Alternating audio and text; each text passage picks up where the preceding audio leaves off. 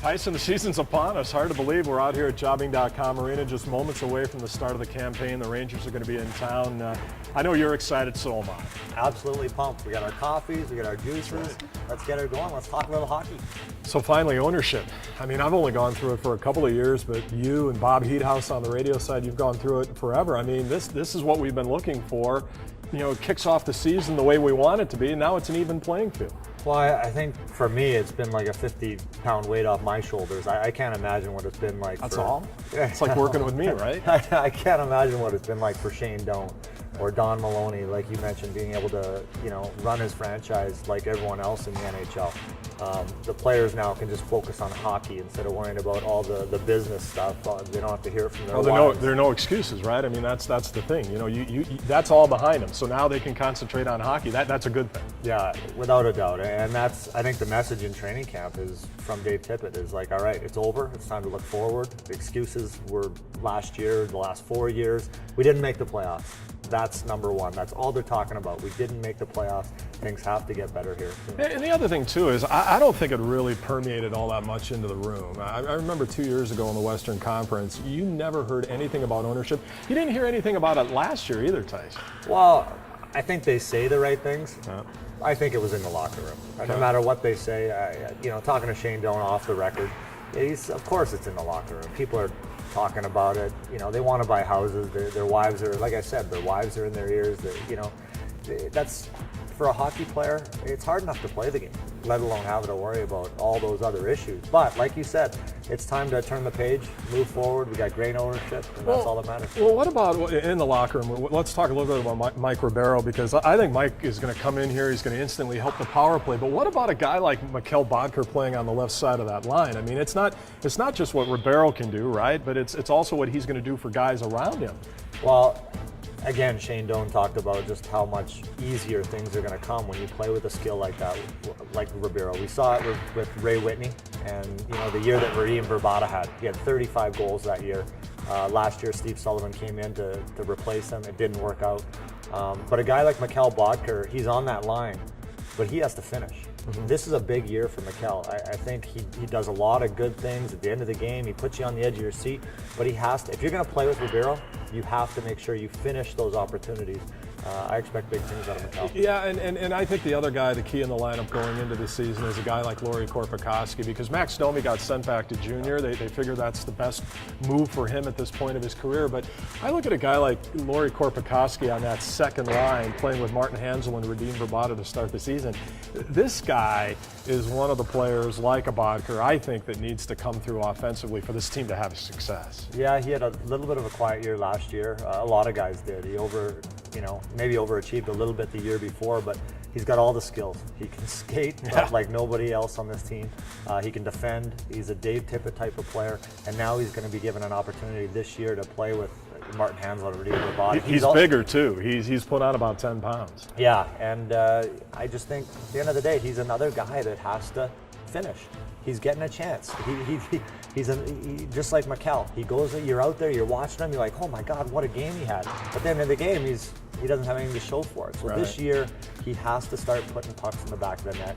We all know it's about defending on this team, but to make it that much easier, you have to score goals. And defending in front of a guy like Mike Smith too. Here's a guy, Tyson. I did the numbers. You know, I went through all the stuff this morning. The smoke. Yeah, smoke was coming out. I think you saw it coming out of my chimney from my house. But Mike Smith over his last 15 games had a 1.97 goals against average. Now, I think last year he was affected by the lack of a big-time training camp, okay? So now this year, everything is back on the normal schedule. Do you see Mike Smith bouncing back? I do. I think they do. That's why they gave him a 6-year contract, and they need him to. I mean, I think last year, yeah, all those issues that you touched on were a factor for him. I don't think he was 100% all year as far as his body. So this year he's a big goaltender. Sean Burke's going to be in his ear he has been from the start of training camp. They need Mike Smith to be Mike Smith. That is my number one key to the season. The clean-looking Mike Smith too. Come on now, you got the locks flowing. You're mid-season form. What do you think of the new look? I'm going to miss the full hawk. You know, a little bit. Yeah. I'm sure his wife's not going to miss it, but he's a character. What about Thomas Greiss? Jason LeBarbera was a popular player, but we figured he'd probably be moving on. So he signs a 1-year deal with the Edmonton Oilers. Great for him. He's going to join Boyd Gordon up there. But Thomas Greiss the other night against San Jose looked very, very capable in that backup role. He did, and he's going to be counted on huge this year. I mean, Jason LeBarbera, he got a few starts last year, just didn't get it done. Right. And Greiss, I mean, he's been good against the Coyotes. He's played well in this barn. He's going to get some starts this year, and he needs to win some games. That's the bottom line. Mike Smith, the number one goaltender is huge, but you got to ham and egg it, and you're going to need Greiss. Well, that's the other thing too. In an 80-game schedule, I mean, is it fair to say that you need your backup to maybe win 8 to 10 games? What is that number? I mean, is there even a number for that? Well, I think more importantly, it's the Olympic year. I mean, That's you're that playing carrot, right? Yeah, well, for a guy like Mike Smith, dangling that carrot too, for possible participation. Yeah. You need a backup goaltender. You're playing every second night. I mean, you look at the schedule; it's ridiculous. Even for us, I'm looking at it. I'm going to be exhausted, and we're not even playing. So, all right. Well, let's talk about the division too, because now the Pacific, we say goodbye to the Dallas Stars, but now all of a sudden Vancouver's in there. We also get Edmonton, and we get Calgary. By the way, I'm still waiting for an invite when we go up there to Sherwood Park, a little home cooking at the end of a long road trip, but we'll get to that a little bit later on. You got to earn that. That's what I figured, but think about that too, because a lot of the games are in the same time zone. It'll be fan friendly for television, but it's anything but friendly for teams in terms of competition. Well, I guess at the end of the day, from a hockey player standpoint, doesn't really change things much. You go out there, you get dressed, put the jersey on, and you're expected to win. And they're gonna.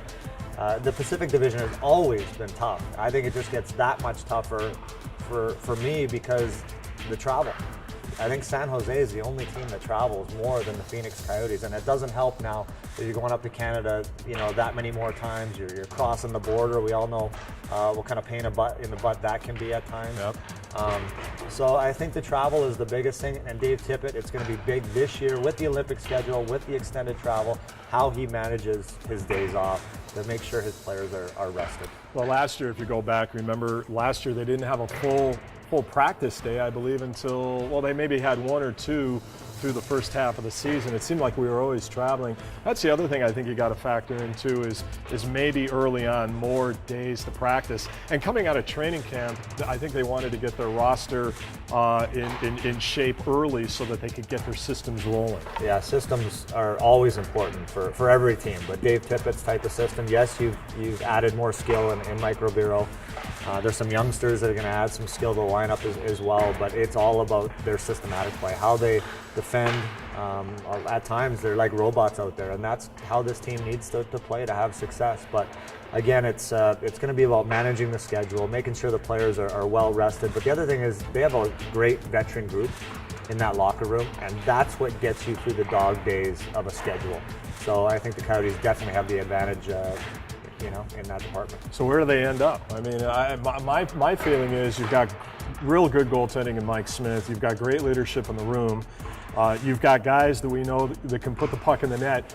If Mike Ribeiro changes the power play, I don't think there's any question this team's a legit contender and a playoff team. So where do you see it all falling out? First of all, let's take a step back. You got Don Maloney now on a normal playing field like the rest of the NHL. Right, you can exactly. spend some money. You got Dave Tippett, one of the best coaches in the National Hockey League. But when it comes down to making the playoffs and winning championships, it's Mike Smith. So Mike Smith is my number one key. He's got to get back to the way he was 2 years ago. If he can do that, this team has a chance to win. We all know that. You have to stay healthy. With the schedule, with the amount of games they play, this is still going to be a team that counts on everybody. And when they have injuries, it seems like it affects them more than maybe another team that has maybe a little bit more top-end talent. So you got to stay healthy. And then the power play. You have to start scoring goals on the power play. I think they've got by the last few years without a power play. Mike Ribeiro is going to help it.